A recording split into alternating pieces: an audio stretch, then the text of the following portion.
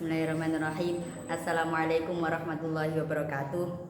Alhamdulillahirrabbilalamin. Wabihi nasta'inu ala umuri dunia wa din. Wassalatu wassalamu ala asyrafil anbiya wal mursalin Sayyidina wa maulana Muhammad wa ala alihi wa sahbihi wa sallim ajma'in, amma ba'du.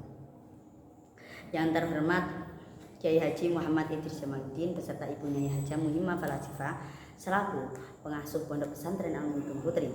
Yang saya hormati Ibu Khairatul Hidawati dan Bapak Hanifuddin Mahdun selaku pembuat metode belajar literasi aksi literasi.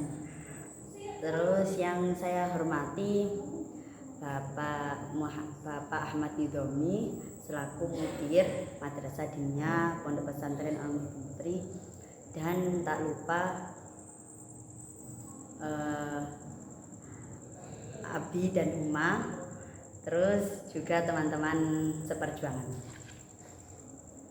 Sini saya akan menerangkan tentang haramnya khomer dan judi. Kelihatan ya, haramnya khomer dan judi. Makna global terdapat pada Quran surat Al-Baqarah ayat 219 yang berbunyi yas'alunaka 'anil khamri wal maisir qul fihima itsmun kabiru wa manafi'u linnas. Bahwasanya orang-orang itu bertanya kepada Nabi apa tentang khamr. Khamr itu gimana sih, hukumnya itu apa gitu. Terus turunlah ayat qul fihima itsmun kabiru wa manafi'u linnas. Katakanlah wahai Muhammad bahwasanya keduanya khomer dan maisir yakni judi itu itsmun kabir yakni berdosa besar, tapi wa manafi'u linnas keduanya itu memiliki manfaat tapi hanya sedikit gitu. Wa akbaru min kabir wa manafi'u linnas wa itsmuhuma akbaru min naf'ihima, dan keduanya itu manfaat dan bahayanya itu lebih besar bahayanya daripada manfaatnya. Bahayanya tuh seperti sini, khomer itu bahayanya hilangnya akal. Di sini hilangnya akal, terus hilangnya harta, terus terjadi kerentanan badan. Sedangkan judi, maisir itu bahayanya bisa kehancuran rumah tangga, kerusakan keluarga, terhalang dalam ibadah, taat kepada Allah, dan permusuhan yang terjadi antara manusia dan manusia lainnya. Lanjut asbabun nuzul pertama itu terhadap Quran surat Al-Baqarah ayat 219. Ini yang tadi yas'alunaka 'anil khamri wal maisir qul fihima itsmun kabir wa manafi'u linnas. Jadi dulu itu yang diriwayatkan oleh Abu Dawud, Imam Ahmad dan Tirmidzi bahwasanya Umar itu bertanya. Sahabat Umar itu bertanya kepada Nabi, berdoa kepada Allah, ya Allah terangkanlah kepada kami tentang khomer itu. Terus diturunkan ayat yas'alunaka 'anil khamri wal maisir qul fihima itsmun kabir. Orang-orang itu bakal bertanya tentang khomer dan judi. Katakanlah wahai Muhammad bahwasanya keduanya itu dosa gitu.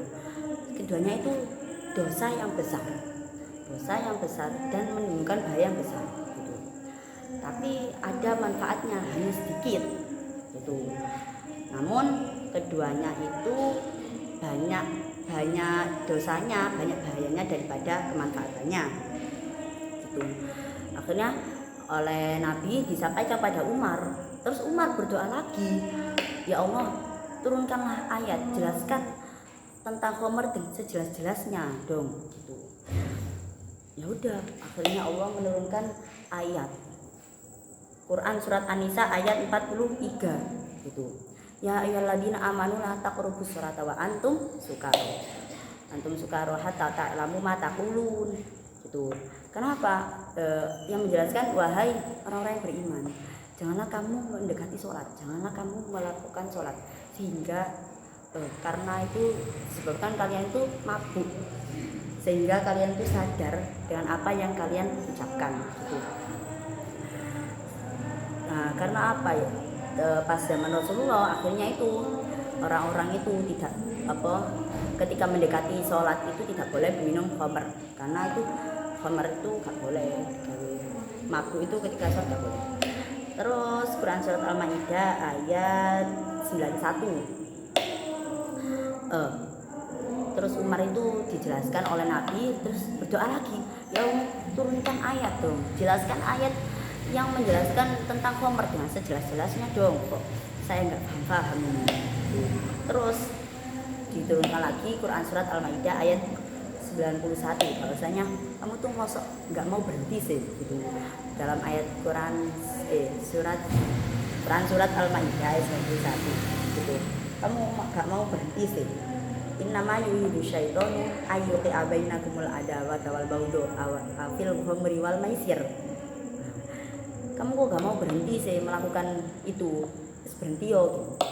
Nah dengan itu langsung dijelaskan lagi, Nabi Muhammad menjelaskan kepada Umar, tapi terletak pada Al-Maidah ayat 90 bahwasanya menjadikan 91 sebelumnya, ayat sebelumnya itu menerangkan bahwasanya innamal khamru wal maisir wal ansab wal azlam rijsun min amali syaiton fajtanibuhu la'allakum tuflihun.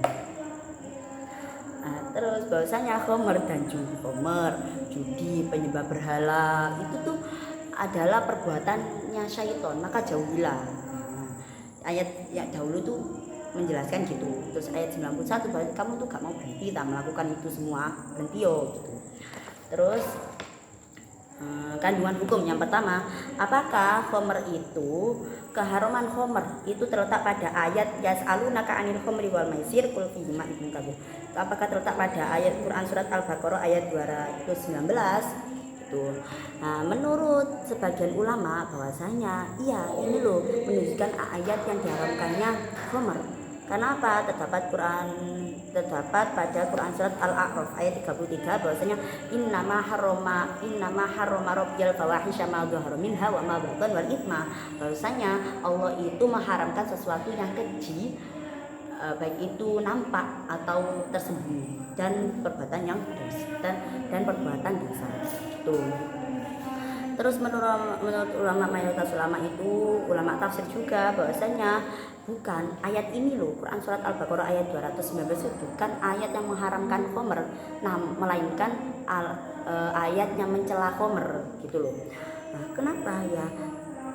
Quran surat Al-Maidah ayat 91 bahwasanya ayat yang mengharamkan khamr loh terdapat pada Quran surat Al-Maidah ayat 91, karena ayat ini loh, ayat Al-Baqarah itu sudah dinasakh oleh ayat pada Quran surat Al-Maidah ayat 91 gitu. Ayat 90 dan 91. Terus pertanyaan kedua, kandungan hukum yang kedua, apakah khamr itu apakah khamr itu dan sesuatu yang memabukkan itu, apakah khamr itu dan sesuatu yang memabukkan itu disebut khamr gitu. Terus menurut Abu Hanifah bahwasanya khamr adalah minuman yang memabukkan yang terbuat dari anggur.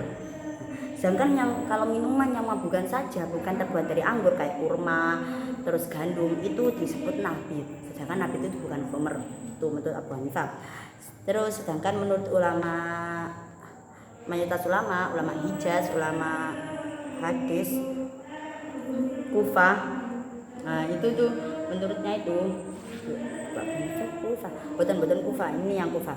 Terus itu mayoritas ulama itu bahasanya khamr itu minuman yang memabukkan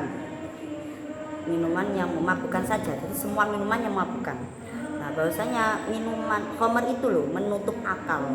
Menurutnya tuh khamr itu menutup akal karena dijelaskan pada hadis yang diriwayatkan oleh Umar, sahabat Umar itu bahwasanya kullu muskirin khamrun wa kullu muskirin haramun. Setiap yang memabukkan itu khamr dan setiap yang memabukkan itu haram. Berarti kesimpulannya setiap yang memabukkan itu haram. Khamr kan mabukkan ya. Terus yang kandungan hukum yang ketiga, apa jenis permainan yang diharamkan. Terus menurut di sini diterangkan bahwasanya pada Quran surat Al-Baqarah ayat 219 itu semua permainan yang mengandung unsur kalah dan menang, merugikan sama lain dan kayak ada pertaruhan, maka itu disebut permainan yang diharamkan. Mengandung unsur untung dan rugi, kemenangan dan permusuhan gitu ya, setiap permainan gitu. Nah terus menurut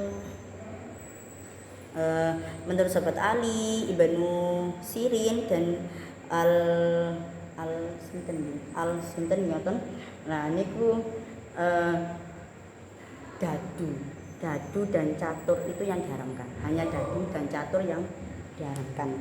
Sedangkan menurut Imam Syafi'i itu catur itu tidak diharamkan gitu loh.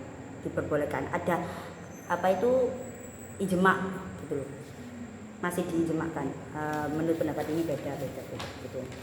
Sedangkan yang terakhir balapan kuda lo mengandung unsur itu menang dan kalah, dan juga lomba pemanah itu kan juga ada unsur menang dan kalahnya, pertaruhan gimana. Nah keduanya ini itu diperbolehkan dengan ketentuan yang dijelaskan di kitab fikih yang lainnya gitu. Cukup sekian, semoga bermanfaat. Akhirul kalam, assalamualaikum warahmatullahi wabarakatuh.